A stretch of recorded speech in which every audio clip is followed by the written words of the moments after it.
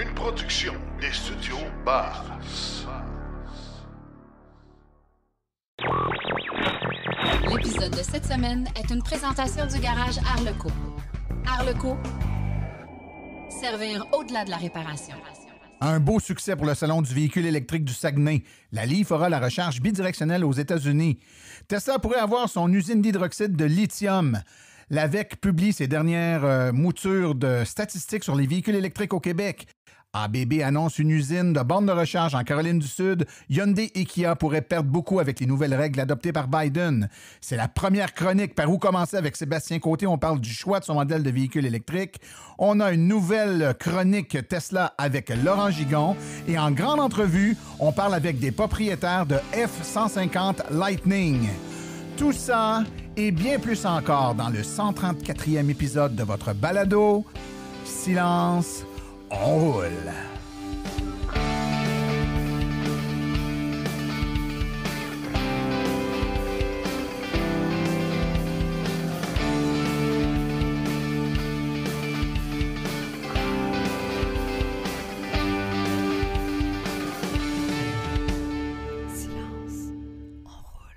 Bonjour tout le monde, mon nom est Martin Archambault et c'est avec passion et plaisir que j'anime Silence on roule, le balado 100% dédié aux voitures électriques. Silence on roule est le fier partenaire de l'Association des véhicules électriques du Québec. J'espère que vous allez bien, que vous avez passé un beau 2 semaines. Écoutez, c'est le retour de la saison des salons du véhicule électrique. Au moment d'enregistrer l'épisode d'aujourd'hui, on revient du Saguenay où avait lieu il n'y a pas longtemps le salon du véhicule électrique du Saguenay Lac-Saint-Jean. Je vais y revenir dans pas tellement longtemps, mais ça a été bien agréable. Et puis, on s'apprête là, tout juste ce week-end, c'est le salon du véhicule électrique en Outaouais. C'est le tout nouveau, première version de ce salon du véhicule électrique. Silence on roule sera là également. Donc, c'est le retour de la saison des salons. C'est bien intéressant, bien important. Donc, vous pouvez venir voir là, les véhicules disponibles.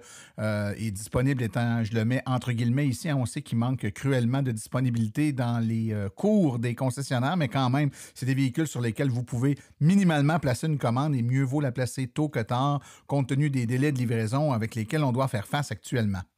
D'ailleurs, bonne nouvelle, aujourd'hui, on débute avec notre nouvelle chronique en compagnie d'un nouveau collaborateur, un nouveau chroniqueur, Sébastien Côté, qui est avec nous. Salut Sébastien. Salut Martin. Sébastien, explique-nous premièrement qui t'es, d'où tu viens, d'où tu sors et pourquoi tu viens nous parler dans des chroniques à partir de maintenant. Bon, moi, je suis présentement directeur régional pour les Laurentides au niveau de l'AVEC.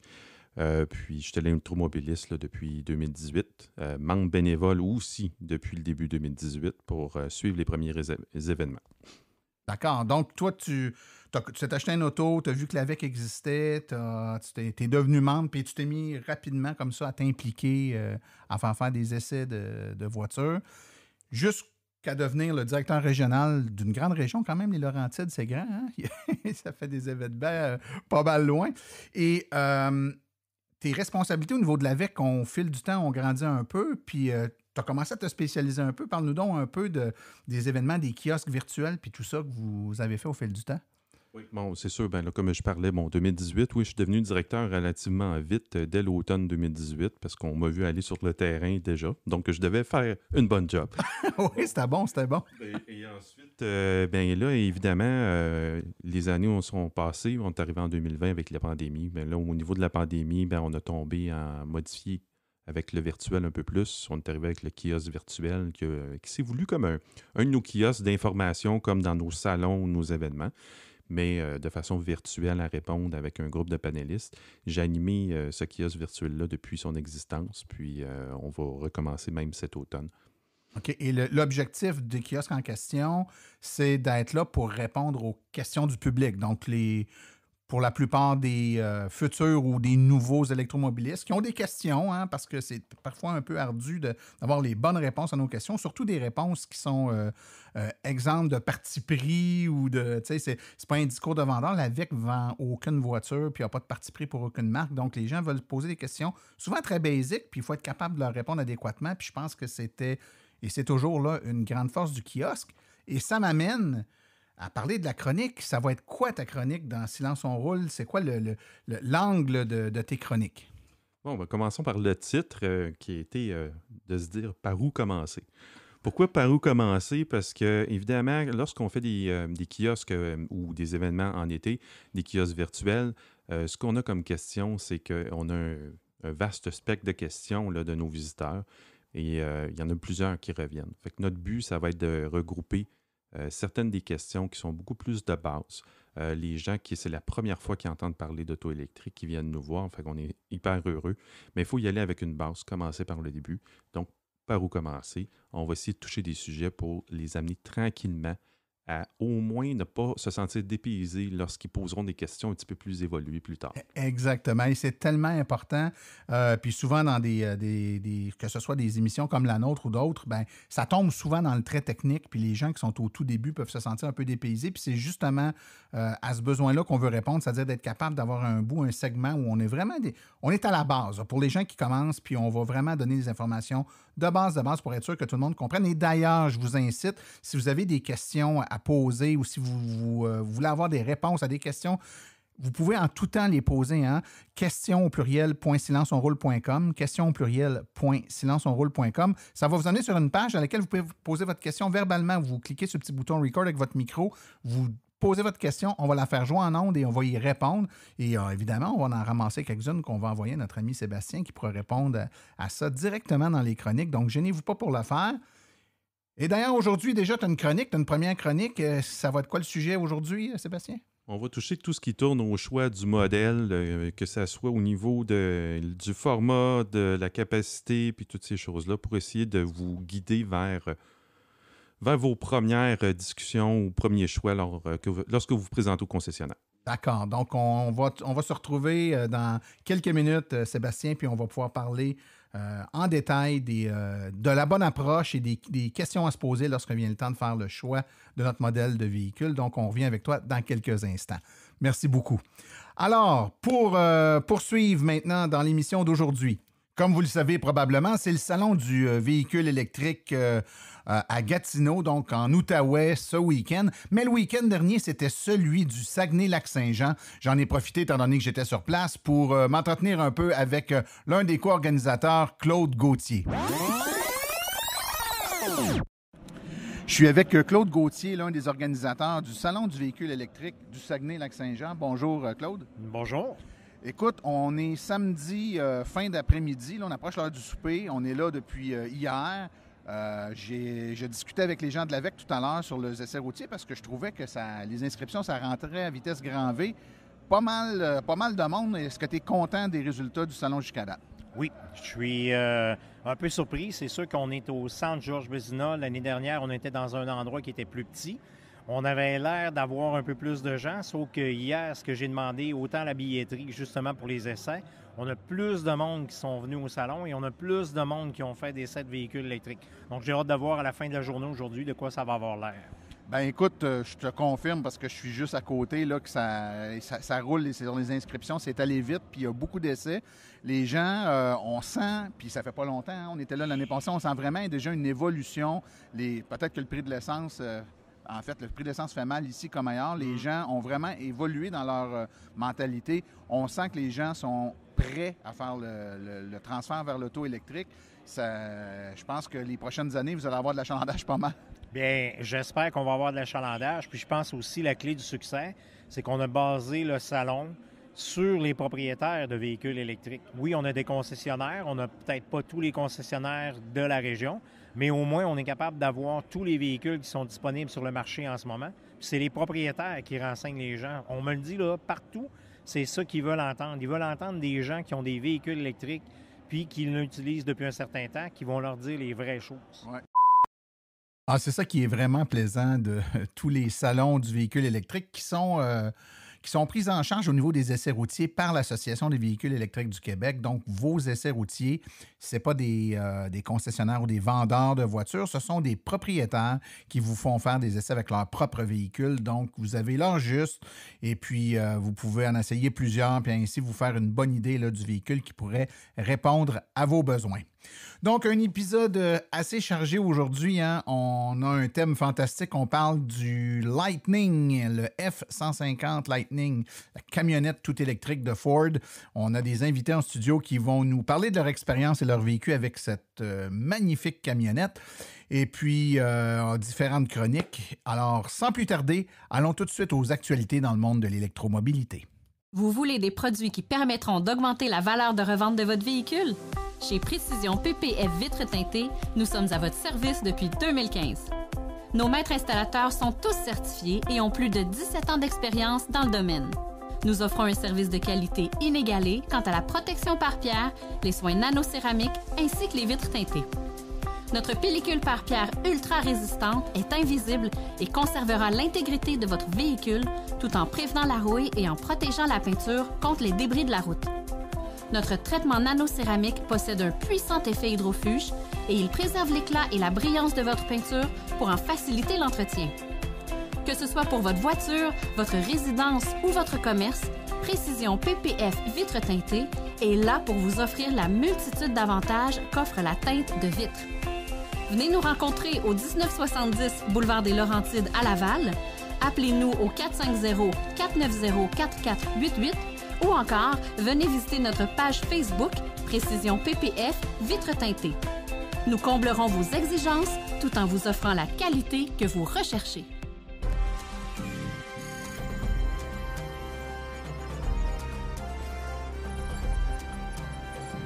L'actualité dans le monde des VE. La Nissan Leaf bénéficiera d'une recharge bidirectionnelle aux États-Unis et cela n'affectera pas la garantie du véhicule, a confirmé Nissan il y a 2 semaines. Les Leaf disposent depuis des années du matériel nécessaire à la charge bidirectionnelle qui permet aux voitures électriques de décharger l'énergie stockée de leur batterie. Et bien que la Nissan ait autorisé et activé cette capacité dans certains autres marchés, elle n'avait toujours pas autorisé la fonctionnalité de la bidirectionnalité sur le marché américain. Pour l'instant, Nissan autorise uniquement la charge bidirectionnelle avec le chargeur Fermata Energy FE15 qui répond à la norme UL 9741. Il s'agit du premier chargeur à se conformer à la norme UL 9741 en 2020, affirme la compagnie Fermata. Tesla a présenté une potentielle construction d'usine de raffinage d'hydroxyde de lithium pour batteries étant la première du genre en Amérique du Nord. Elle pourrait traiter le minerai brut pour produire ses batteries, a déclaré la société dans une demande déposée auprès du bureau du contrôleur du Texas. Si elle est approuvée, la construction pourrait débuter au 4e trimestre de cette année et une possibilité de production pour la fin de 2024. Le produit final pourra par la suite être expédié par camion ou par train vers les diverses usines de Tesla en Amérique. Avec un peu de retard dû à l'indisponibilité des données, l'Association des véhicules électriques du Québec a publié la dernière mouture de ses statistiques sur l'électromobilité au Québec en date du 30 juin 2022. On y apprend, entre autres, que le Québec comptait 149 729 véhicules électriques, soit tout près de 150 000, parmi les 347 000 véhicules électriques disponibles au Canada à la même date. On aperçoit également les ventes de véhicules les plus populaires au Québec ainsi que les véhicules les plus immatriculés. Notons que la Tesla Model 3 est toujours en première place avec 12 % de la flotte de véhicules électriques, suivi de la Toyota Prius Prime à 8,8 %, de la Chevrolet Volt à 8 %, de la Chevrolet Bolt à 7,8 % et du Kona à 7,2 %. Fait à noter, la Nissan Leaf, qui avait toujours été dans les premières, n'est maintenant plus parmi le top 5 des voitures les plus immatriculées au Québec. Pour ceux qui veulent avoir plus d'informations sur les statistiques de l'AVEQ, notez que notre prochain hors-série traitera exactement en long et en large de toutes les données recueillies par ces statisticiens, soit Jean-François Morissette et Frédéric Saint-Laurent. C'est un épisode à ne pas manquer pour nos abonnés. Tesla a nommé un nouvel employé canadien se concentrant sur les minéraux critiques et la chaîne d'approvisionnement dans sa demande au registre des lobbyistes du Québec. La divulgation survient quelques jours seulement après que Tesla ait visité la compagnie Nouveau Monde Graphite et depuis qu'elle a commencé à rechercher des candidatures pour s'associer à un recruteur de haut niveau à Montréal. Alem Ladak travaille chez Tesla comme responsable de la politique gouvernementale pour les minéraux critiques et la chaîne d'approvisionnement. Alem Ladak, ingénieur mineur de Toronto et un ancien économiste principal en minéraux et haut conseiller pour les minéraux des batteries du Québec et de l'énergie et du développement du Nord et des mines de l'Ontario, est depuis peu à l'emploi de Tesla afin de se concentrer sur la politique gouvernementale, incluant les minéraux critiques à la chaîne d'approvisionnement, une information exclusive d'Electric Autonomy Canada. Cela pourrait vouloir dire et confirmer les rumeurs à laquelle Tesla s'intéresse grandement au Québec pour y installer une usine afin de fabriquer en totalité ou en partie des batteries de véhicules électriques. ABB e-Mobility a annoncé un investissement de plusieurs millions de dollars américains pour étendre ses opérations à Columbia, en Caroline du Sud. La nouvelle installation sera capable de produire jusqu'à 10 000 bornes de recharge annuellement, allant de 20 à 180 kW de puissance. L'opération s'appuie sur les opérations américaines existantes d'ABB e-Mobility qui produisent des bornes pour les autobus avec des niveaux de puissance allant de 150 à 450 kW. Après avoir pris la deuxième place sur le marché américain des véhicules électriques avec des modèles élégants à longue autonomie, Hyundai Motors et Kia sont les constructeurs automobiles qui ont le plus à perdre des nouvelles règles qui suspendent les subventions pour véhicules électriques à l'extérieur de l'Amérique du Nord. Ces deux sociétés qui fabriquent les modèles populaires Ioniq 5 et EV6 ont vendu plus de 39 000 véhicules électriques aux États-Unis entre janvier et juillet, doublant les ventes de l'année précédente et dépassant Ford, Volkswagen et GM. Cependant, la loi sur la réduction d'inflation promulguée par le président américain Joe Biden le mois dernier exclut Hyundai et Kia du crédit d'impôt fédéraux car ils ne fabriquent pas encore de véhicules en Amérique du Nord, réduisant ainsi à court terme leur ambition, a déclaré un responsable de Hyundai. Seule une vingtaine de véhicules électriques sont éligibles aux subventions en vertu de la nouvelle règle, parmi lesquels Ford, BMW et à partir de l'année prochaine, GM et Tesla. Les règles précisent également les exigences en matière d'approvisionnement et matériaux et en pièces pour les batteries de véhicules électriques à partir de 2023.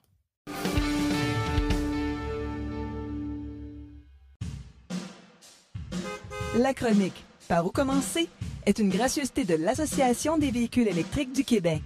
Devenir membre est un incontournable pour tout futur ou nouvel électromobiliste. www.aveq.ca.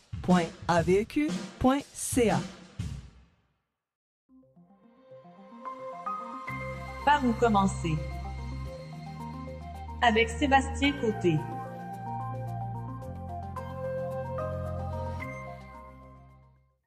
Sébastien, bonjour. Bonjour. Première chronique, on passe ça en grand, puis je pense que c'est la base, c'est correct de commencer là, le choix du modèle. Hein? On veut s'acheter une auto, on ne sait pas trop vers quel modèle se retourner. Dis-nous ça, toi qui es un expert, laquelle voiture électrique est la meilleure? Bon, ben, juste avant de le commencer, je vais peut-être faire une couple de parallèles aujourd'hui dans votre processus d'achat que la plupart des gens sont habitués jusqu'à aujourd'hui d'acheter le véhicule à essence qu'on connaît.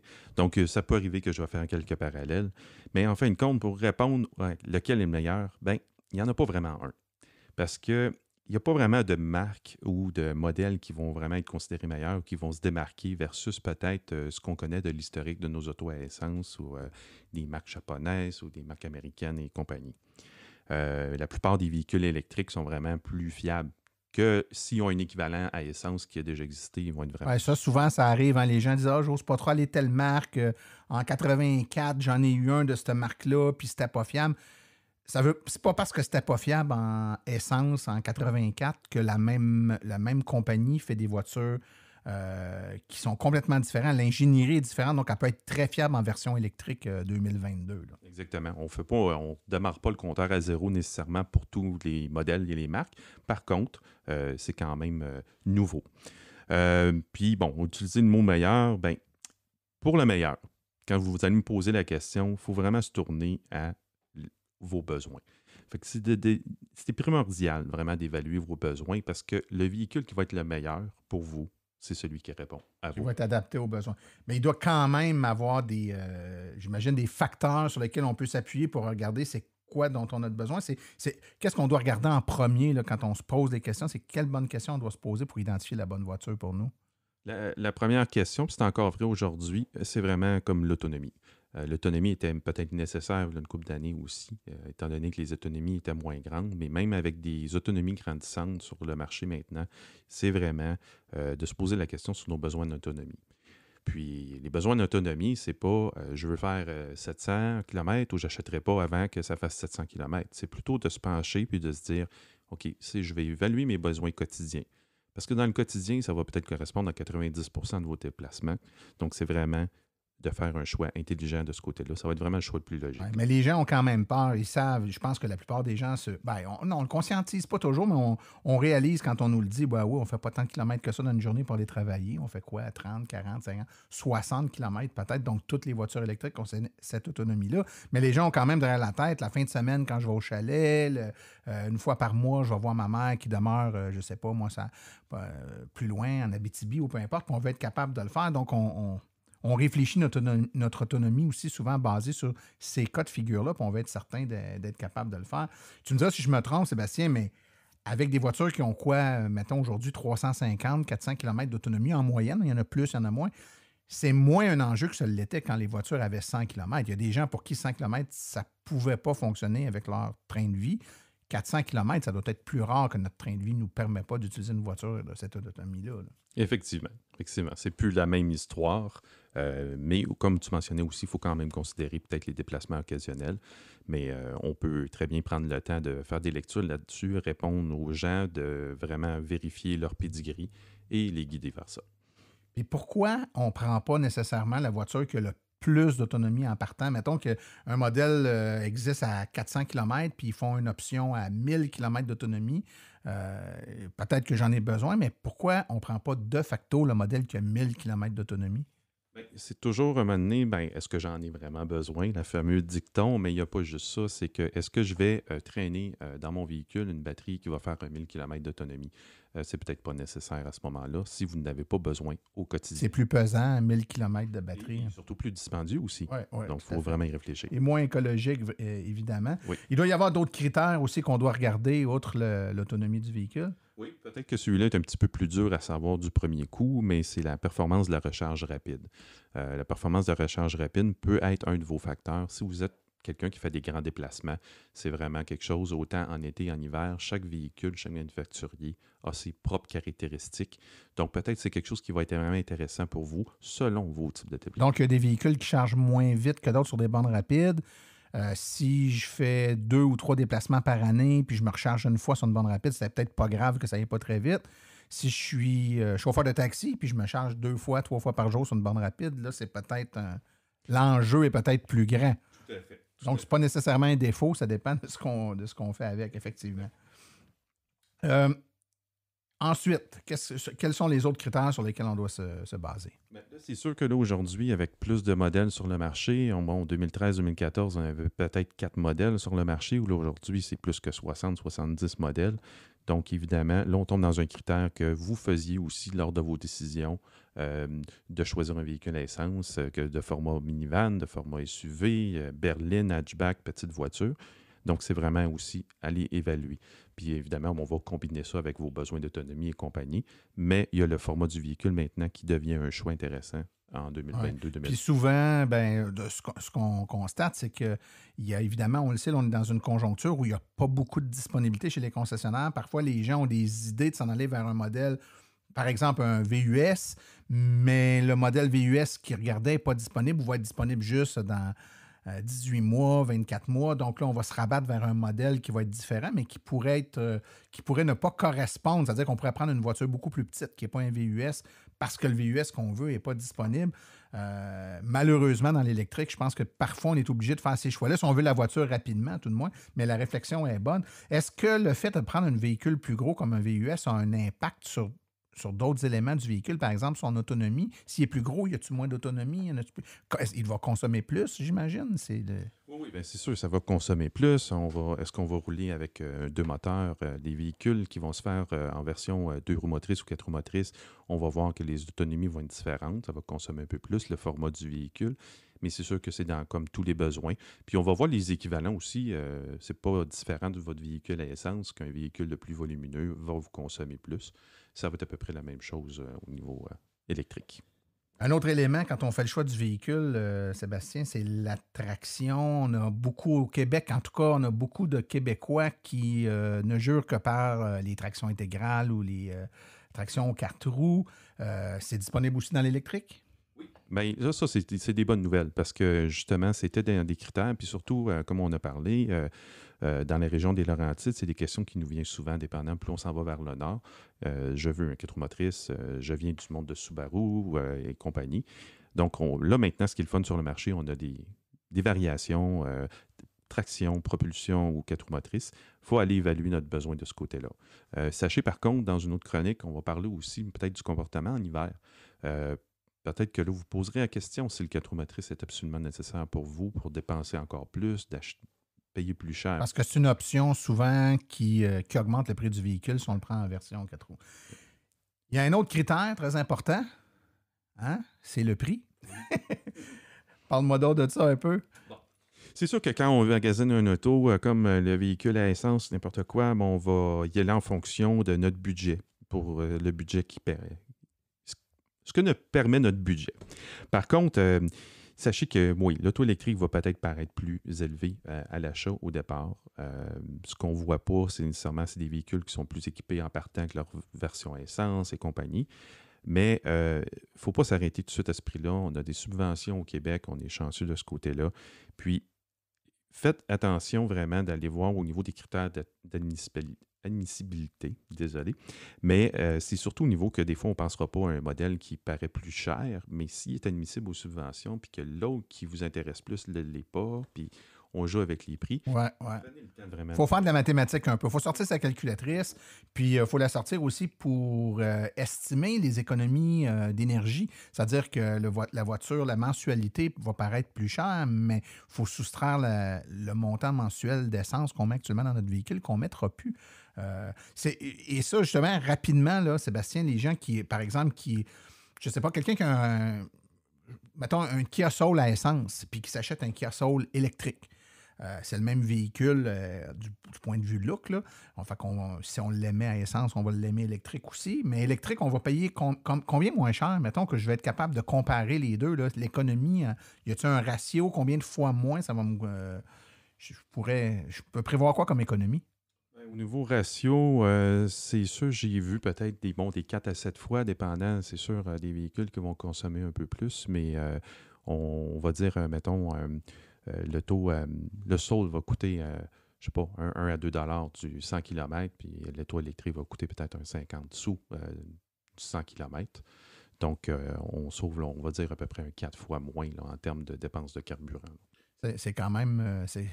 quand vous allez faire le calcul, ce montant-là sauvé, bien souvent, correspond... c'est un plus grand montant que ce qu'on met en surplus pour le coût de l'acquisition du véhicule. Donc, il faut faire nos calculs bien comme il faut. Écoute, c'est tout le temps qu'on avait, malheureusement. Ça va super vite. Mais je suis certain qu'il y a des gens qui ont d'autres questions puis qui veulent qu'on les aiguille un petit peu plus. Donc, si les gens veulent poser des questions, je vous rappelle, questions au pluriel.silenceonroule.com, questions au pluriel.silenceonroule.com. Vous pouvez dicter donc avec votre microphone sur votre téléphone ou votre ordinateur, là, nous poser la question et puis ça nous fera un plaisir d'y répondre dans un épisode, dans un des prochains épisodes. Sinon, si les gens veulent t'écrire, Sébastien, est-ce qu'il y a une adresse pour te rejoindre? Oui, bien sûr, sébastien.côté@silenceonroule.com.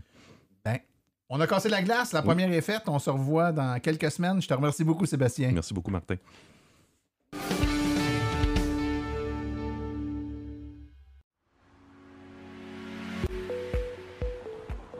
Ah ben la voisine, t'as acheté une voiture électrique? Ben oui, j'ai finalement fait le saut! Hey, je regrette pas une seconde! Moi, ce qui me retient, c'est de gérer recharge. Je connais rien là-dedans, je suis même pas certain que mon entrée électrique est suffisante pour accepter une borne. Ah, mais j'étais comme toi, hein? Mais je me suis donné la vie facile. J'ai fait affaire avec Hydro Solutions. Hydro Solutions? C'est pas les réservoirs d'eau chaude, eux autres? Oui, mais c'est aussi des bornes de recharge, avec la même approche. Ils s'occupent de tout. Pour vrai, c'est aussi simple que ça.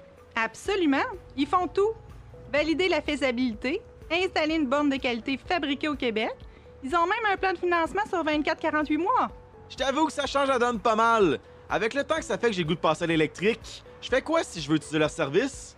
Toute l'information est sur leur site Internet. C'est le www.hydrosolutions.com. Ils vont te faire une soumission gratuite. Essaie-le, t'as tout à gagner. Hydro Solutions, leur mission, vous simplifier la vie.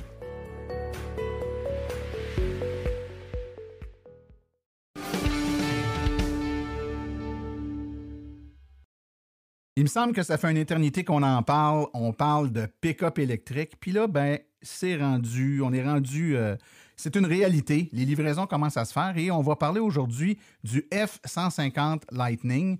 Alors, pour en parler avec moi, j'ai 3 propriétaires de F-150 Lightning qui vont nous raconter comment ça se passe dans la vraie vie. Donc, je vais vous demander de vous présenter un après l'autre. David Lacasse, moi j'ai un XLT Lightning que j'ai reçu le 17 juin. Est-ce que c'est ton premier véhicule électrique ou tu as eu d'autres véhicules électriques avant? C'est mon premier électrique. Là, j'ai 8200 km de fête avec 4500 là-dessus avec ma roulotte de 28 pieds. Là. OK, oh wow, OK. Ouais. Ensuite? Alain Fizet, moi j'ai un Platinum, roue de 22 pouces, déjà 9000 km de fête. J'en ai pris possession le 2 août. Puis j'ai fait pas mal de tout, tirer, pas tirer, des grands trajets, des moyens trajets, des petits trajets. Fait qu'on pourra en parler. Tu l'as testé dans plein de... Ben, écoute, j'ai une obsession de chiffres. C'est bon. J'ai fait des tests. Il y en a qui ont des obsessions, des ententes, ces chiffres-là. Fait qu'on va pouvoir matcher tout ça. Ensuite... Salut, Yves Rassette. J'ai mon truck depuis environ le 8 août dernier. Puis ça va très bien. Un XLT base avec le seul package que j'ai pris, c'est le towing package que j'ai pris dedans. OK. Et toi, tu l'utilises... Avec la petite batterie. La plus petite batterie. Ouais. Et tu l'utilises pour tirer quoi, toi? Moi, je ne sais pas grand-chose. Je tire un petit bateau, un sidou, puis c'est plus pour avoir un pick-up. OK, excellent. Bon, ben, c'est parfait. On en a de toutes les... pour tous les goûts. J'ai plusieurs questions à vous poser, messieurs, puis on va essayer de clairer ça en rafale. Donc, l'espèce de mythe ou je dirais pas le mythe, mais la passion du pick-up, c'est bien ancré dans les Québécois. Il y en a plusieurs qui attendaient qu'il y ait des pick-up électriques pour faire le saut. Pour de bonnes et de moins bonnes raisons. Il y en a que c'est plus... juste pour dire qu'ils ont le pick-up électrique. D'autres, c'est parce qu'ils ont vraiment de l'utilité à faire avec, donc ils ont quelque chose à tirer. Là, on a 2 cas particuliers, puis le tien aussi, Yves, on va faire le tour des 3 scénarios. Quelqu'un qui tire, par exemple, une roulotte pour faire du camping ou peu importe, quelqu'un qui l'utilise dans un contexte de travail, donc du matériel à tirer en arrière et tout ça. Les gens se posent beaucoup de questions sur l'efficacité, le rendement, les différences de rendement quand on tire ou qu'on ne tire pas. On va parler un petit peu de ça. Donc, vos chiffres là, allègent. On va commencer. Là, on ne tire rien, on utilise le véhicule pour se déplacer, soit en milieu urbain ou sur l'autoroute. Qu'est-ce que ça donne côté consommation? Qu'est-ce que vous avez remarqué comme chiffre? Là, si je te demande, toi, qu'est-ce que ça donne à date? Ben, moi, je marche au kilomètre. Mettons, moi, à l'âge, là, c'est 3,9 km du kilowattheure. C'est-à-dire que je fais 3,9 km avec 1 kWh en général, ce qui donne environ un 500 kg. Là. Fait que avec ta batterie chargée, tu roules environ 500 km en kilowattheure au 100. Il y en a qui l'ont calculé? Moi, je suis en kilowattheure au 100. Moi, avec mon 1000 kg, je suis à 31 kWh au 100. Ça ment pas, ça va baisser, ça va monter. Je te dirais que c'est un pick-up. Moi, j'ai eu des pick-up à combustion. Je roule électrique depuis 2018, mais tu sais, c'est un pick-up. La recette pour le baisser, ça serait d'aller sur l'autoroute à 100 km/h. Mais je m'excuse, en déplacement urbain, essayer de le baisser en bas de ça, je pense que ça relève du miracle, dû probablement à la grosseur du pick-up. Oui, effectivement. Puis, pour donner des ordres de grandeur, parce que les gens ne sont pas toujours familiers, là, par exemple, moi, je regarde avec ma Bolt, je suis allé au Saguenay en fin de semaine, je roulais aux alentours de 16-17 kWh au 100. Une petite voiture, hein, beaucoup moins pesante, beaucoup plus petite. Moteur beaucoup moins fort, évidemment. Il y a des voitures un peu plus grosses qui vont rouler plus dans le 20, 21, 22 kWh au 100. Donc là, on parle vraiment de consommation. Mais c'est normal. Si on était au gaz, on aurait dans des proportions à peu près équivalentes. Là, l'énergie qu'on va tirer va être à peu près équivalente, là, que ce soit électrique ou à essence. Maintenant, là où ça va changer, c'est quand on va ajouter du poids dans le véhicule, qu'on va tirer. Là, évidemment, ça va avoir un impact. Toi, Yves, tu l'utilises principalement... pas Yves, je dis Yves, puis je regarde pas Yves. Alain, toi, le tien, tu l'utilises principalement pour travailler? J'ai principalement pour travailler. Là, c'est sûr que là, on fait des tests pas mal un peu, mais je vais le prendre pour travailler. Je te dirais que le constat que je fais, le poids dans la boîte pour en fait des moins grands trajets, n'affecte pas grandement l'autonomie. Puis en remorquage, ben là, David a fait beaucoup plus de remorquage que moi, mais moi, en remorquage, je remorque avec une plateforme, des fois chargée, pas chargée. Je vais osciller de 40. J'ai même été, à un moment donné, avec une charge de 9000 livres en arrière, j'ai monté à 70 kWh au 100. Là. Oh wow! Non, mais tu avais du poids en arrière. J'avais du poids en arrière. Là, j'avais vraiment 9000 livres sur une plateforme, vraiment. Puis là, j'étais en mode... en mode, dire, je ménage pas aujourd'hui. Fait que de l'autoroute, j'avais fait environ un parcours 60% de route, 40% en route secondaire, légèrement au-dessus des moyennes de circulation. C'est ce que ça a donné dans mon cas. Là. Je sais que toi, tu as tiré beaucoup plus, là, probablement que... Oui, c'est ça. Moi, j'ai tiré avec ma roulotte. Là, on part 4 semaines dans l'été.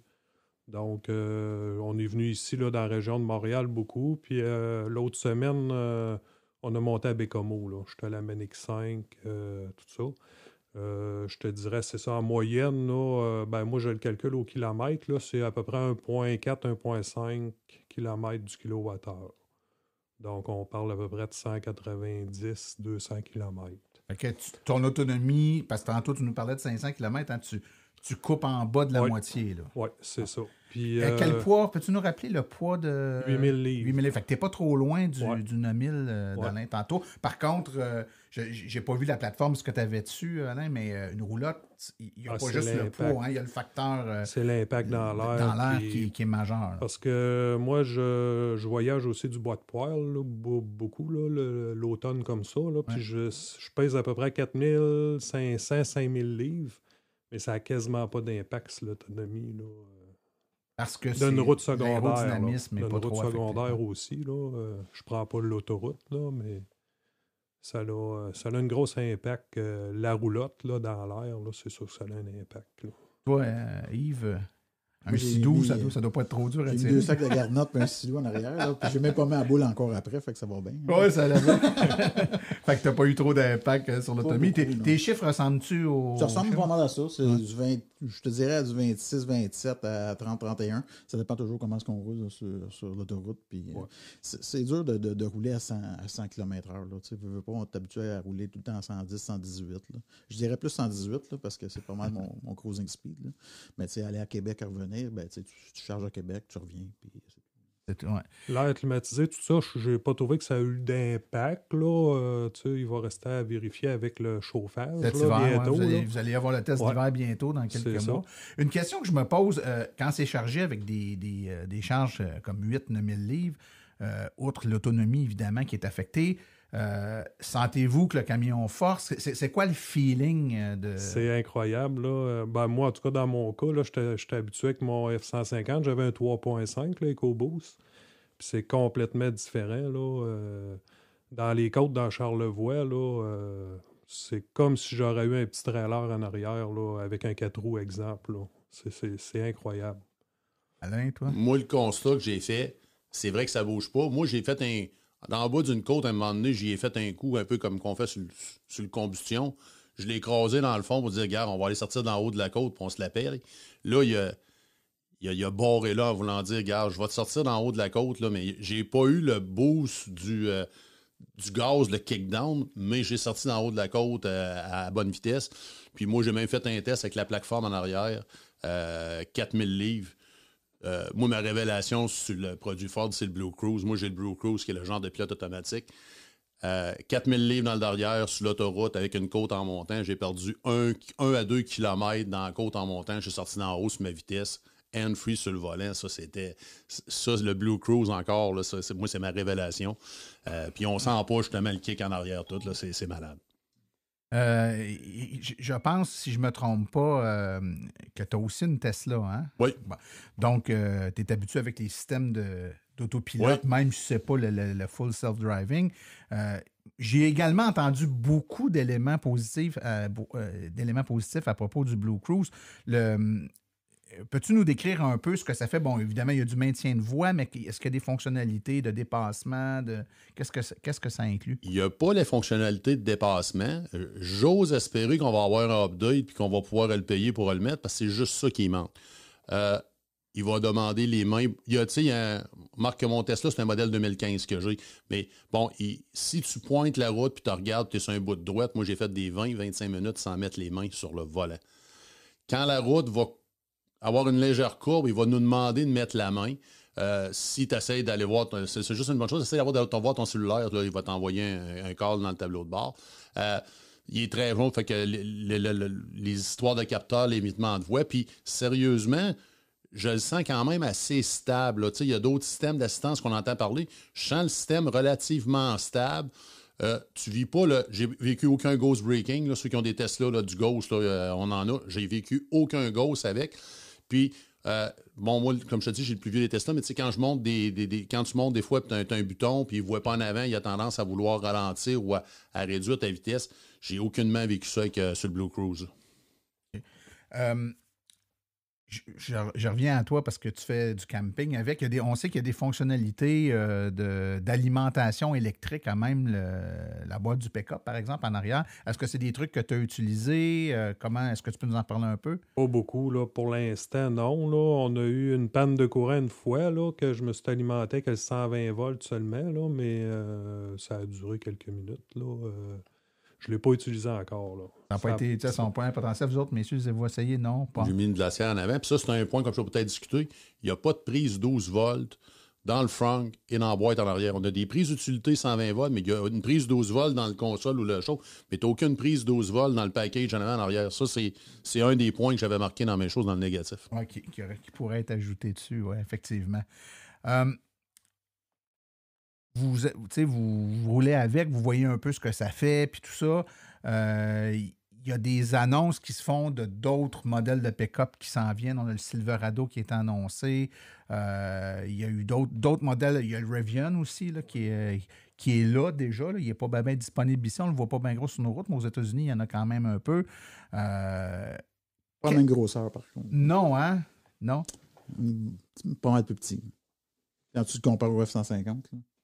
Physiquement, effectivement, oui, il est plus petit. Et le prix aussi, hein, le F-150, c'est ça qui est avantageux. Là. C'est beaucoup le prix. Là. Il y avait un article, c'est cette semaine, le début de la semaine, qui faisait une analyse comparative d'ailleurs entre le F-150 Lightning et le Rivian, puis qui disait que l'écart est en train de se creuser entre les deux. C'est-à-dire que Rivian, ça fait tellement longtemps qu'ils sont supposés lancer des trucs puis d'être là. Puis ils ont vraiment une niche qui est probablement pas celle exactement que visait le F-150 Lightning, mais ça reste que je pense que le marché est en train de se fragmenter puis que le gros de la vague s'en va pas mal plus vers le F-150. Ils vont peut-être avoir de la misère à rattraper. Peut-être bien des clients qui ont migré, là, qui sont en train de faire le saut puis qui vont migrer vers le F-150 puis qui ne reviendront pas au Lightning. On est dans des véhicules plus chers, puis tout ça, puis qui est supposé venir aussi agrémenter avec ils ont annoncé qu'ils auraient leur propre réseau, puis ils ont fait beaucoup, beaucoup d'annonces, mais les gens attendent encore un peu ou restent encore un peu sur leur faim.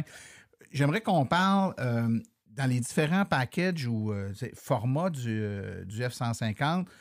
Donc, c'est une question qui est revenue parce que les gens nous écrivent, hein, puis ils savent qu'on va parler de ça, fait qu'ils me demandent de poser certaines questions. Une question qui a été posée plusieurs fois, c'est est-ce qu'il y a des subventions disponibles pour ce véhicule-là ou il est automatiquement exclu de toutes les subventions? Totalement exclu, là. Pas de subvention. Au niveau des particuliers, il est exclu. Au niveau des entreprises, il devrait être, je dis bien devrait, je n'ai pas vérifié encore aujourd'hui. Présentement, les démarches étaient en cours pour avoir les compagnies qui veulent électrifier leur flotte. C'est notre cas, nous. Normalement, on avait une aide financière de 10 000 $. Mais pour l'instant, le véhicule n'est pas inscrit au programme. Là, il y a eu un changement de programme aussi d'un ministère à l'autre. Là, je pense qu'il a créé des délais. Les deux nous disent qu'ils ont les informations, mais ce n'est pas traité. Serait-elle rétroactive? Je ne le sais pas. Okay. On va parler un peu de chiffres, puis je me retourne vers toi, Alain, parce que tu m'as fourni un certain nombre de chiffres, puis je veux qu'on soit capable d'en parler. Puis les autres, je veux que vous écoutiez ça, puis que vous corroboriez si vous arrivez avec des choses qui sont un peu semblables. Donc, tu nous as dit tantôt là, que ta consommation est aux alentours de 31 kW au 100. Tu as dit, j'ai utilisé 2790 kW. 800 kW proviennent des bornes rapides, là, que ce soit circuit électrique, Flow, ChargePoint, Electrify America, Canada, etc., pour un total avec taxe de 271 $, dont 35 % de mon énergie est provenue des bornes rapides, 1990 kW, de recharge au bureau ou à la maison. Tu as calculé 0,10 cents, soit 199 $ pour un grand total de 470. Donc, quand tu combines tout ça, tu arrives à peu près à 5,23 du 100 kg. 5,23 du 100 kg. Tu as dit, j'avais un F-150 2020 avant le Lightning, là, avec des pneus de 22 pouces, puis ta consommation était de 16 litres au 100. En essence, c'était plutôt à 24 $ du 5 kg. Donc là, 24 $ versus 5,23 $. Ça, c'est des chiffres qui parlent. Là. On n'est pas 5 fois, mais entre 4 et 5 fois moins cher pour rouler. Compte tenu que le véhicule est quand même pas le même prix, compte tenu de cette économie-là et de l'autonomie qu'a le véhicule autant avec ou sans charge, la question que je vous pose aux trois, est-ce que quelqu'un qui a un F-150 à gaz aujourd'hui, ça vaut la peine de switcher pour l'électrique en termes de fonctionnalité et en termes de coût? Ça dépend toujours de qu'est-ce que la personne fait, là. Comme moi, pour mon travail, je ne peux pas me permettre ça parce que je peux monter à parent. Là, ça veut dire que les bornes sont inexistantes. Là. Pour du monde là, qui, je pense, comme 80%, peut-être la majorité du monde qui ont des camionnettes, c'est beaucoup de la ville, puis tout ça, un petit peu de campagne, puis tire parfois quelque chose. Là. Je pense que, moi, en tout cas, Ford, je pense qu'ils ont bien misé le marché, là. Ça ne donnait rien d'aller dans le 1000 km. Là. À un moment donné, tu as le poids aussi à traîner. Là. Mais moi, je trouve qu'ils ont été dans la bonne niche, là, vraiment. Écoute, je te dirais là, que pour qu'est-ce que moi j'en fais, là, je suis sur la route souvent avec. Je fais plus des grandes distances, là, mais je vais arrêter, puis il faut juste que je cible mes bornes de recharge. Là. J'ai peut-être moins de kilomètres parce que c'est un de base que j'ai. Idéalement, là, j'en entoure 350, 352 km là, pleine charge. Fait que c'est plus. Moi, je fais beaucoup de highway, je fais un petit peu de ville, mais beaucoup de highway. 401 à Toronto, Niagara Falls, et puis revenir, puis c'est ça. Toi, t'es vraiment le cas typique de. Oui, de temps en temps, tu vas tirer quelque chose avec, mais essentiellement, c'est un véhicule. Tu as le goût de te promener dans ce genre de véhicule-là, puis tu l'utilises. Ouais. Un véhicule qui. Moi, j'ai jamais vu un camion qui marche comme ça, là. C'est clair. Là. Tu mets ça à côté d'un autre camion, puis 104 secondes. J'ai pas réussi à le descendre en 4 secondes. C'est ce que Ford annonce. Moi, mon meilleur temps, c'est 4.9. Ah ouais? Okay. Moi, je peux te dire que... J'ai un lecteur ODV, moi. Comparé à ma Mach-E, je pensais que la Mach-E marchait, mais la 150 marche autrement. Dans notre cas, nous, c'est sûr que c'est un choix d'entreprise qu'on a fait. Nous, je suis entrepreneur électricien, mais nous, 2023 sera l'année 100% électrique. On est présentement électrifié à 80%. J'ai beaucoup de produits Ford. Dans mon cas, là, avec les simulations que j'ai faites là, j'ai fait une utilisation environ, on va dire, 1 tiers borne rapide, 2 tiers en recharge. On le voit. Dans mon cas, sans aide financière, on parle... Puis là, je ne parle pas de l'entretien, je parle juste vraiment du coût de la chose. Dans mon cas, il y a un retour sur l'investissement. Ce n'est pas un investissement, mais disons qu'à 90 000, 100 000 km avec de l'essence à 1,50 $, je vais être pas loin du même point. Là, on est quand même chanceux. Nous, on est des modèles 2012, fait qu'on vient déjà un peu... On a comme fait un placement à bourse, on vient de gagner un update. Les nouveaux sont quand même 10 à 15 000 de plus cher. Fait que ça, c'est sûr 2022, hein, t'as dit 2012. C'est 2022. Ouais, c'est vrai, il n'était pas fait encore. 2022. Fait que, tu sais, moi, pour ma part, je pense qu'on en a parlé. Les kilométrages, je pense qu'on devra s'y faire. Moi, je me plais souvent à dire que pour un véhicule électrique pour la circulation urbaine, c'est génial. La grande route, pour les fois qu'on a à faire, regarde, la journée. En été, si tu fais plus que 200 km, puis en hiver, si tu fais plus que 100 km, tu deviens pilote d'avion, tu te fais un plan de vol avec un plan A, un plan B, un plan C. C'est la vie, c'est ça. Ça se fait super bien. Puis ça va très bien. Donc, moi, dans notre cas, puis tu sais, là, je pense que les autres modèles, il y a le prix. Là, c'est sûr que je pense que les situations, le marché fait présentement que tout le monde va profiter un peu au niveau du prix. Mais pour nous, moi, c'est inévitable. Là. Puis, tu sais, juste au niveau, on en parlait tantôt, le bruit, là, le fait de ne pas avoir de bruit, tu retombes dans une combustion qui est quasiment neuf, puis tu te dis, coudonc, il est neuf. Hey, c'est bruyant. Oui, l'écart, tu sais, c'est un véhicule qui, à combustion, fait beaucoup plus de bruit qu'une petite voiture. Fait que l'écart est encore plus frappant. je vais vous laisser avec une dernière question. Si vous étiez capable de me dire en quelques mots les points forts et les points faibles, selon vous, du F-150, qui n'est sûrement pas parfait, mais il y a des bons points positifs. Je vais commencer avec toi, Yves, parce que tu as l'air d'un gars qui cherche. Oui. Ben, écoute, je te dirais, j'essaie de chercher vraiment au niveau des points faibles du véhicule. Je dirais peut-être de mettre les rubbers dessus pour l'hiver, au prix qui sont les pneus, à grosseur qui sont. Ouais, mais c'est ça, pas n'importe bien quel différent, véhicule, ça va être c'est ça. pas mal pareil, là, mais je te dirais que j'ai pas vraiment vu pour l'instant, tu sais, écoute, il y a 3500, 4000 km le truck. J'ai pas vraiment vu de points négatifs à date. On est encore dans le wow system. Là, ouais, t'es dans l'une de miel. C'est un peu encore ça. Puis, comme je disais, j'ai jamais embarqué dans un truck qui marche de même. J'aurais pas eu un pick-up à gaz. Sauf qu'un pick-up électrique, oui. C'est quelque chose que quand j'ai vu qu'il sortait, c'est sûr, j'ai mis un prix dessus. J'ai dit, écoute, c'est ça que je voulais avoir. J'ai pas pris un extrême, là, si on veut. Là, j'ai pris un de base. Puis avec, malgré que, comme disait monsieur, ils sont déjà à 10 000 $ de plus, là, quand je te le livre. Donc, mais c'est vraiment, je pense qu'il y a plein de points positifs. Peut-être un point négatif, c'est que quelqu'un qui n'est pas habitué de rouler avec ça, il faut absolument qu'il soit capable de parker le véhicule, puis ça ne tourne pas sur un 10 cents. Mais encore là, c'est pas parce qu'il est électrique. C'est pas parce qu'il est électrique, c'est un pick-up, c'est un pick-up, c'est ça. Exactement. Toi, maintenant, qu'est-ce que tu... Point fort, point faible? Un petit peu que la même chose qu'Yves, là. Les points négatifs, je te dirais, en fin de semaine, on est allé à la pêche, là, puis dans les chemins de terre, puis je l'avais essayé un petit peu, là, peut-être une quinzaine de kilomètres dans les chemins de terre.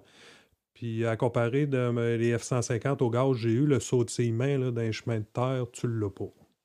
C'est une grosse affaire. Là.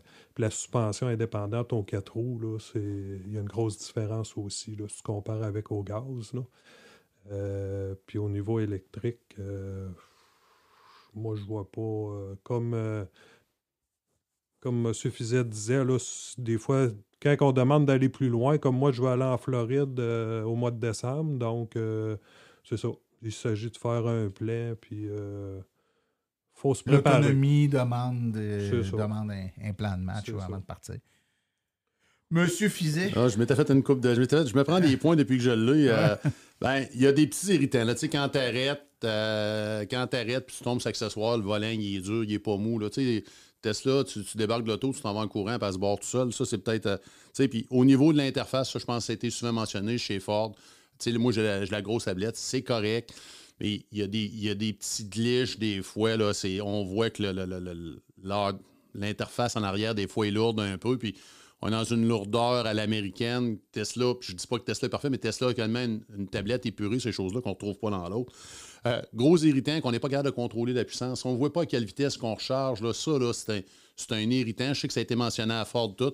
Puis notre pourcentage de batterie, le constructeur met beaucoup d'emphase sur le kilométrage. Le kilométrage est souvent relatif. Un véhicule électrique, c'est comme un téléphone cellulaire. Tu le mets en pourcentage, puis on roule. Puis souvent, le chiffre, je crois que Ford est très, très conservateur. Fait que quand on rentre dedans, ce qui marque, quand moi, je calcule avec les kilowatts puis le pack à batterie, j'arrive pas à ce qu'il y a là. Fait que, mais tu disais, je suis certain que j'ai bien compris ce que tu veux dire. Quand tu charges ton véhicule sur le tableau de bord ou dans l'application, tu ne sais pas à quelle puissance tu charges. Je sais pas. Tu sais, il va te dire ton temps estimé pour être fini de recharge est à telle heure, mais tu ne vois pas comment de kilowatts tu transfères d'énergie si tu n'as pas une application autre que la Ford. Ouais.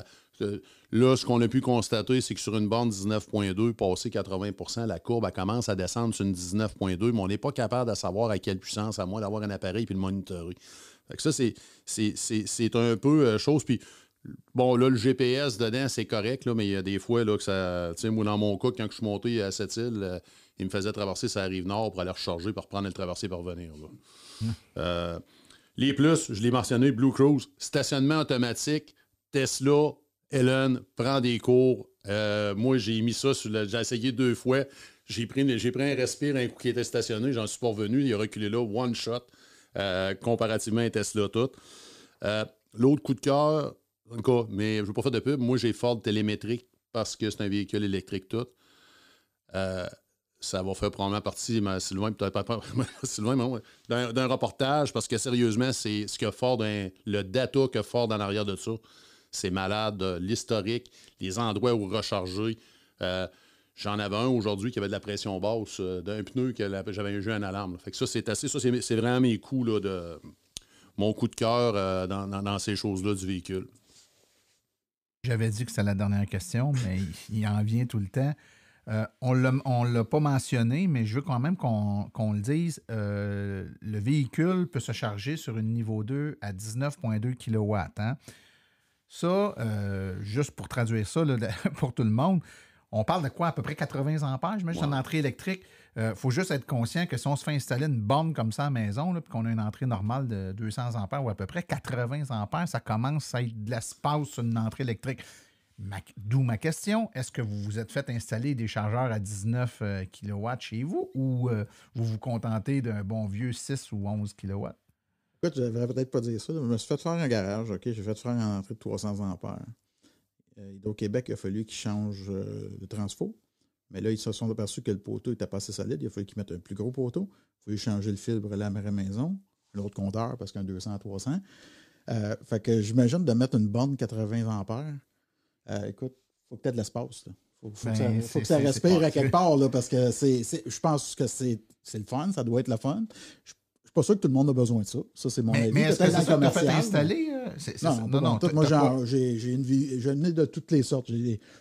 Parce qu'on a des véhicules électriques à la maison. Là, fait que j'ai 3 véhicules électriques. Fait que j'ai une Flow, j'ai une Heavy Duty, puis tu sais, je suis pas mal... Ça te prend combien de temps à charger ton camion? C'est des 6 kW que tu as, là, j'imagine? C'est ça, c'est du régulier. C'est 24 ampères, là, à peu près, là, dépendant. Là. Et ça te prend combien de temps? Là, ça peut être assez long, là, surtout que tu arrives dans les Mustang puis dans les F-150, et ça prend du temps. Ça dépend tout le temps de combien est-ce que j'arrive. Là, mais si j'arrive à la maison, puis je descends de Québec, puis j'étais à 30 km d'autonomie qui me reste, ben pour l'avoir full, ça va aller au lendemain matin dans le courant de l'avant-midi. Okay. Moi, j'ai installé une 19.2 au bureau, puis c'était dans ma folie de data, justement, pour voir sur un transfo spécial. J'étais dans un bâtiment commercial, je me suis mis un transfo monophasé, vraiment, pour avoir mon 19.2 sur la borne.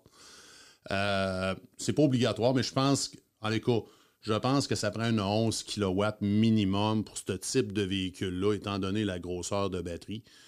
Parce que moi, j'ai de la 7.2, j'ai de la 7.2 qui est sur le 208 qui va donner un 6.4, quelque chose comme ça. Puis j'ai vécu des matins à avoir arrivé tard le soir puis qu'il ne soit pas plein le lendemain matin.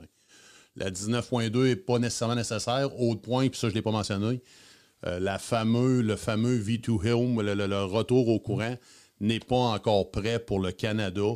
Aucune certification CSA. On n'est pas capable d'avoir le kit de Sunrun. Fait que présentement, si on est au Canada... Et moi, je me suis même fait avertir de ne pas essayer de passer par les États-Unis, me faire venir un kit, parce que la mise à jour n'était pas faite dans le camion. Donc, ce fameux principe-là annoncé par Ford, parce qu'il faut comprendre que c'est pas du AC qu'on va ramener à ce moment-là, c'est du DC qu'on ramène à la borne. Ça prend tout un système de conversion. Il n'y a rien présentement qui est en place. Tout. Puis la borne Froof 19.2 qui donne avec le véhicule... On va attendre de passer. Je vais faire mon chroniqueur automobile. Je vais attendre de l'avoir utilisé 1 an. Je ne la recommanderai pas pour la première année. Disons boîtier en plastique avec une interface, une façade qui tombe à terre. Puis une programmation que je n'ai pas réussi encore à démystifier. Bon, ben ça a répondu amplement à mes questions. Fait que, mais si je tire un résumé de ce que vous me dites, 19.2, c'est sûr, c'est cher parce que la batterie est grosse, mais en même temps, ça prend bien de la place dans la boîte. Fait qu'on peut y aller plus traditionnel, mais dans le traditionnel, il y a du 6 puis du 11. Hein? Allons-y avec du 11, avec la grosseur de batterie qu'on a dans le truck. Je pense que c'est un peu... ça va être un peu plus agréable. On ne risque pas de partir le lendemain matin avec une batterie qui n'est pas pleine. Là. Je pense que ça va donner un coup de main. Messieurs, vous avez été bien gentils de nous avoir donné ce temps-là. On va vous laisser le temps maintenant d'aller jouer dans la neige dans les prochains mois avec vos camions, d'essayer ça quand il fait froid, de voir l'impact que ça fait. On pourra se reparler puis vous nous direz comment ça se passe après un hiver. Là. Hein? Super. C'est bon. Merci beaucoup. Merci Martin. Bye. Bye.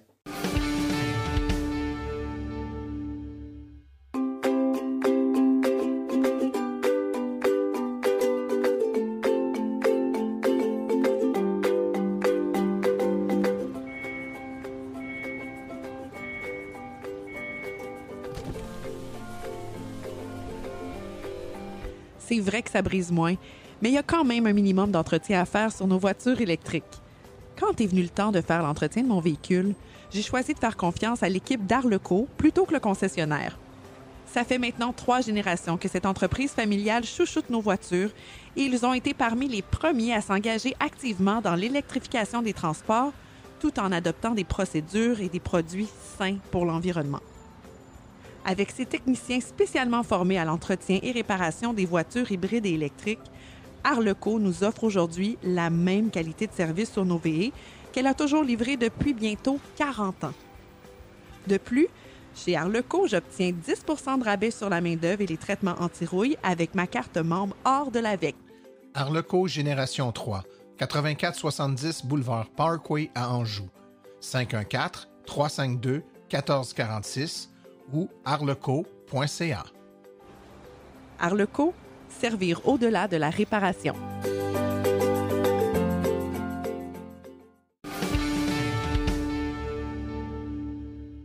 Voici le moment avec les informations pour notre concours afin de gagner un adaptateur pour Tesla CCS, donc un adaptateur qui vous permet de vous brancher sur n'importe quelle borne rapide de n'importe quel réseau. Un concours donc pour les propriétaires de Tesla qui ont, il faut le dire, une Tesla qui est compatible avec ce type d'adaptateur.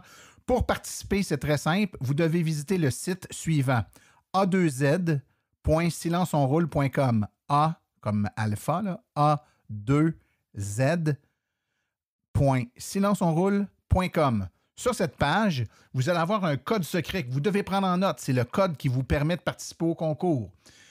Une fois que vous avez tout ça en main, vous envoyez un courriel à martin@silenceonroule.com, donc un courriel à martin@silenceonroule.com, dans lequel vous nous donnez les informations suivantes. Premièrement, votre nom, votre prénom et votre adresse afin qu'on puisse vous envoyer le prix si vous gagnez, bien entendu. Vous devez nous donner le code secret que vous allez avoir trouvé sur le site a2z.silenceonroule.com. Et vous devez nous dire également, une troisième chose, le segment de l'émission Silence on roule que vous préférez. Est-ce que c'est des actualités? Est-ce que c'est une chronique plutôt qu'une autre? Dites-nous ce que vous aimez le plus dans Silence on roule. Et là, on va faire plusieurs tirages. On va faire 2 tirages. En fait, le premier tirage, ça va être jeudi le 6 octobre. La date limite, évidemment, pour nous envoyer l'information, ça va être mercredi le 5 octobre à 20h.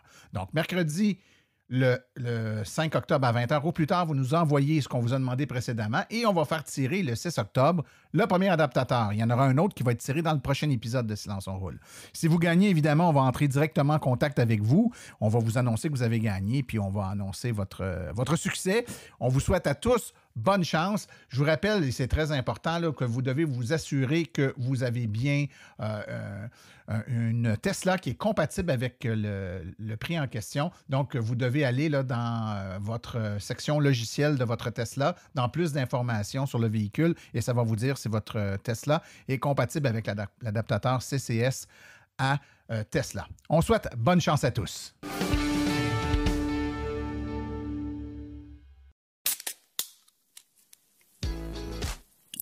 La chronique Tesla est une présentation de la boutique réserve bière et saveurs, la référence en bière, cidre et vin. La boutique réserve, 1001 rue Patrick Farrar à Chambly. How do you plan a business where you know, the rocket business, you know some of these things are going to blow up on the launch pad? How does the business plan work? I don't really have a business plan. Chronique Tesla avec Laurent Gigon. On apprend que Tesla prévoit construire une usine de raffinage de lithium au Texas, ce que Elon Musk a précédemment qualifié de licence pour imprimer de l'argent. Alors, dans une demande d'une requête qui a été faite au bureau du contrôleur du Texas et obtenue par Reuters, Tesla cherche à obtenir un allègement de taxes foncières locales. Le constructeur automobile décrit une installation de raffinage d'hydroxyde de lithium de qualité batterie qui sera construite sur la côte du golfe du Texas. Alors, je cite, l'installation potentielle de raffinage d'hydroxyde de lithium de qualité batterie que Tesla a présentée comme la première du genre en Amérique du Nord traitera le minéral brut dans un état utilisable pour la production de batteries, a déclaré la société dans une demande déposée auprès du bureau du contrôleur du Texas. Si le projet est approuvé, Tesla indique qu'il pourrait commencer la construction dès le 4e trimestre 2022, ce qui lui permettrait d'atteindre la production commerciale d'ici la fin 2024. Alors rappelez-vous, lors de l'événement du Battery Day qui a eu lieu en septembre 2020, Tesla avait déjà annoncé qu'il allait se lancer dans le secteur minier en commençant par acheter des concessions de lithium sur plus de 10 000 acres au Nevada. Il avait d'ailleurs aussi, Elon Musk avait dit que la superficie en fait disponible de minage de lithium au Nevada permettrait largement de couvrir tous les besoins de tout le parc automobile des États-Unis. Alors, le constructeur automobile prévoyait de mettre en œuvre un nouveau procédé pour extraire et raffiner le lithium en un matériau de qualité batterie. Malgré ça, 2 ans plus tard, on n'a pas eu de nouvelles. Aucun projet n'a vu le jour pour l'instant. Et pendant ce temps, le prix du lithium a quadruplé puisqu'il a augmenté de plus de 400% durant cette période, donc au cours des 2 dernières années. Alors cela concorde avec la philosophie de l'entreprise qui pousse l'intégration verticale à son maximum, donc tout contrôler. Annonce du AI Day, donc le dernier avait eu lieu le 19 août 2021, et bien le 30 septembre 2022, un nouveau rendez-vous pour parler de l'intelligence artificielle en long et en large. Plus de 2 heures probablement de discussion vont être abordées avec plein de sujets en rapport avec ça. Évidemment, on va parler du FSD, du Full Safe Driving et de ses dernières avancées, mais également du robot de Tesla, pareil, plus en détail. Donc un rendez-vous le 30 septembre 2022 en direct. Des discussions ont eu lieu entre SpaceX et Apple. Vous allez me dire, c'est pas Tesla, mais vous allez comprendre pourquoi Tesla est impliqué aussi derrière ça. Je cite Elon Musk, « Nous avons eu des conversations prometteuses avec Apple sur la connectivité Starlink. L'équipe d'iPhone est absolument stupéfiante. » Elon Musk a laissé donc entendre que si le logiciel et le matériel du téléphone s'adaptent aux signaux spatiaux, eh bien ça va grandement faciliter l'interconnectivité entre les deux. Et Starlink donc est prêt pour partir dans cette aventure-là. Alors, plus de détails à venir. Ce que je vous disais, c'est que le rapport avec Tesla, c'est qu'évidemment, si les téléphones comme les iPhones vont pouvoir se connecter sur le réseau Starlink, bien évidemment, les Tesla, on imagine très bien qu'elles vont pouvoir également se connecter sur les réseaux satellites, le réseau satellite de Starlink. Et puis, parallèlement à ça, SpaceX a également fait des accords, conclu un accord en fait avec l'entreprise T-Mobile qui était aux États-Unis. Donc, on peut imaginer que tout ce dossier-là va se déployer au cours des prochains mois. Tesla a annoncé qu'il cherchait des suggestions pour ses nouveaux emplacements de superchargeurs. Il va prendre en considération toutes les suggestions et en incorporer certaines, dans un vote qui va avoir lieu et qui sera bientôt mis en ligne, dans lequel les gens vont pouvoir donc signifier leur intérêt pour certaines nouvelles localisations de superchargeurs, donc à suivre sur le compte Twitter de Tesla Charging. Une photo a montré que des nouvelles caméras stéréoscopiques pourraient remplacer celles qui existent actuellement sur les Tesla, qui vont assurer donc le fonctionnement matériel du Full Safe Driving. On parle d'une nouvelle version matérielle, soit le HW4. Ceci sera annoncé au prochain AI Day, donc qui aura lieu le 30 septembre prochain. Également, on apprend que probablement un retour du radar, mais cette fois-ci un radar haute définition qui sera de nouveau installé dans tous les nouveaux modèles à partir de 2023, mais pour l'instant on n'a pas plus d'informations, donc rendez-vous au AI Day, probablement que le 30 septembre on aura au moins quelques éléments de réponse à ce sujet. Les chiffres de vente de véhicules électriques 100% électriques en Allemagne au mois d'août sont sortis. Et alors c'est stupéfiant, on voit que le modèle Y s'est vendu à 4216 unités, le modèle 3 à 1075, et si on regarde la compétition, bien le ID4, ID5, donc le ID4, ID5 de Volkswagen, combiné s'est vendu à 1601 unités, la Fiat 500 électrique 1527, etc., etc. Donc Tesla est très largement devant toute la compétition en Allemagne au mois d'août 2022 et j'ai l'impression que c'est juste le début. Alors, bonne ou mauvaise nouvelle, le FSD ou capacité de conduite entièrement automatique passe à 19 500 $ au Canada. Donc c'est une forte augmentation. Alors c'est une mauvaise nouvelle pour ceux qui voulaient l'acheter, c'est une bonne nouvelle pour ceux qui l'ont déjà acheté moins cher, et aussi c'est une bonne nouvelle pour ceux qui pensent que Tesla est sur le point de régler ou de résoudre la capacité de conduite entièrement automatique, puisque Elon Musk a déjà annoncé à plusieurs reprises que les prix allaient augmenter au fur et à mesure que ils allaient s'approcher en fait de la résolution donc de cette conduite entièrement automatique. Donc pour l'instant, ce qu'on sait, c'est que c'est 19 500 $ au Canada, 15 000 $ US aux États-Unis. Au Canada, malheureusement, on n'a toujours pas la possibilité de s'inscrire par mois, donc de payer juste un montant par mois, ce qui est le cas aux États-Unis. Donc si vous voulez tester ce produit au Canada, vous êtes obligé de débourser maintenant 19 500 $ en plus du prix du véhicule. Ça a beaucoup jasé au Québec avec les rumeurs d'une Gigafactory qui s'installerait. Alors c'est parti d'un post que Tesla a affiché.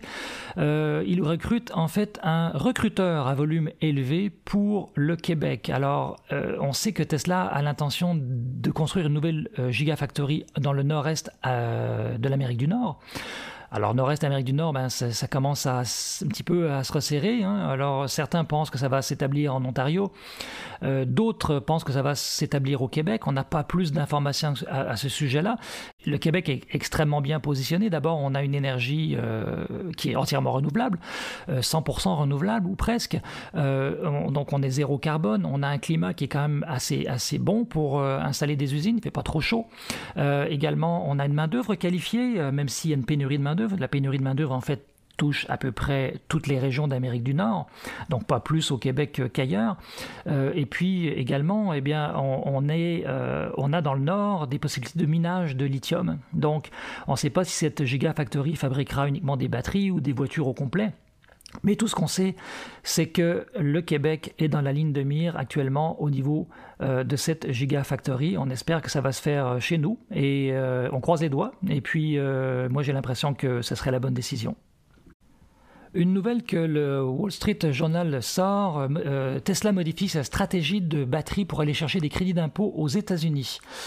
Alors on apprend que Tesla suspend ses projets de fabrication de cellules de batterie en Allemagne, alors qu'elle envisage de se qualifier pour les crédits d'impôt américains pour la fabrication de véhicules électriques et de batteries.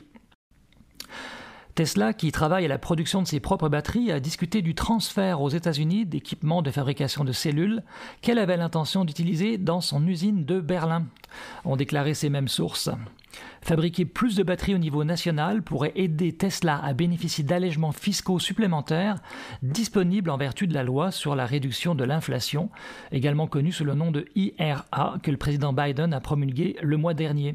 Alors la loi prévoit des crédits d'impôt à la production qui pourraient compenser plus d'un tiers du coût des batteries de véhicules électriques selon certains analystes, tant que les piles rechargeables sont fabriquées et emballées aux États-Unis.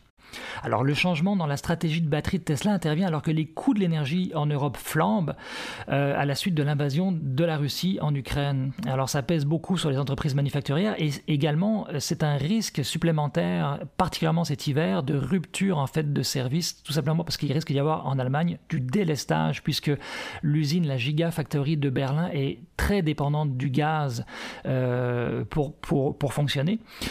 Donc on peut imaginer aussi que cette décision pourrait être motivée dans le sens de sécuriser un petit peu sa production.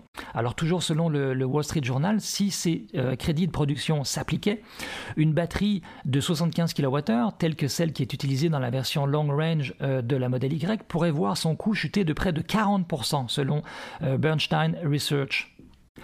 Voilà, c'est tout pour aujourd'hui. Merci de m'avoir suivi. Vous pouvez me retrouver sur le compte Twitter Tout Tesla ou sur le groupe Facebook Tout Tesla. À bientôt.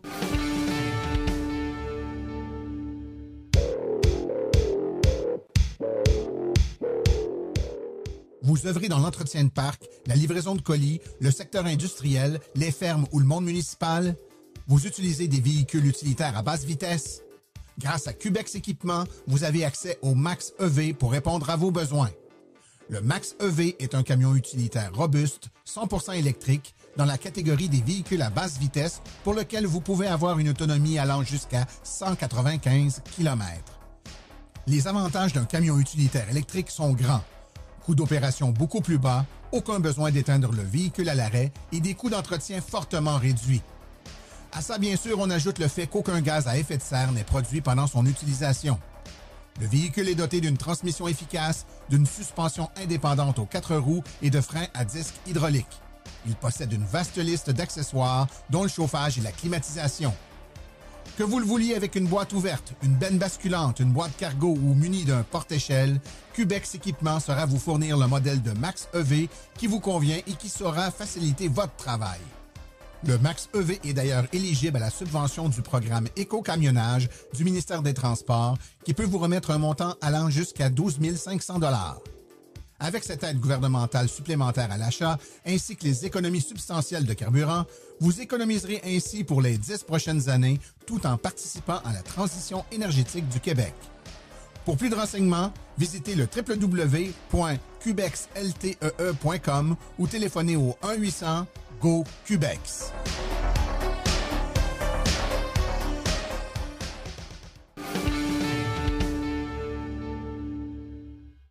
Voici les événements à venir dans les prochaines semaines dans le monde de l'électromobilité. Du 23 au 25 septembre, c'est le Salon du véhicule électrique de l'Outaouais. C'est au Palais des Congrès de Gatineau, 50 boulevard Maisonneuve. Ensuite, le samedi 24 septembre et dimanche 25 septembre, c'est la prochaine recharge, la foire Écosphère de Magog. C'est à Pointe-Cabana, 55 rue Cabana, à Magog. Du 21 au 23 octobre, le Salon du véhicule électrique de Saint-Hyacinthe au Centre BMO, 2730 Avenue Beauparlant à Saint-Hyacinthe. Et finalement, le 12 novembre de 12h45 à 13h45, conférence La voiture électrique, est-ce pour vous? C'est au Salon 50 ans et plus de l'Estrie, au Centre des foires de Sherbrooke, 1600 boulevard du Plateau, Saint-Joseph, à Sherbrooke. Ceci conclut l'épisode d'aujourd'hui. Remerciements sincères à nos invités et collaborateurs d'aujourd'hui, c'est-à-dire Alain Fizet, Yves Rassette, David Lacasse, Sébastien Côté ainsi que Laurent Gigon. À la recherche, Martin Archambault et Stéphane Levert. Merci à nos chroniqueurs Stéphane Levert, Claude Gauthier, Laurent Gigon, Philippe Corbeil, Sébastien Côté, Cédric Ingrand et Nicolas Lambert. Communication, Marie-Hélène Hamelin. Thème musical, François Villot, Luc Poirier et Marie-France Falardeau. Réalisation et production, les Studios Basses. Un merci tout spécial à Arloco, notre commanditaire principal, ainsi qu'aux autres annonceurs qui rendent possible l'émission, c'est-à-dire Hydrosolutions, Précision PPF Vitres teintées, la boutique Réserve Bière et Saveurs, Boco Éco et l'Association des véhicules électriques du Québec. La reproduction est permise, mais nous apprécierions en être avisés. Les questions sur le balado doivent être adressées à martin@silenceonroule.com et pour l'information générale sur les voitures électriques, veuillez plutôt visiter le www.avq.ca. Vous avez également accès aux archives de nos épisodes au archives@silenceonroule.com. Mon nom est Martin Archambault et d'ici le prochain balado, j'espère que vous attraperez la piqûre et direz vous aussi, silence, on roule.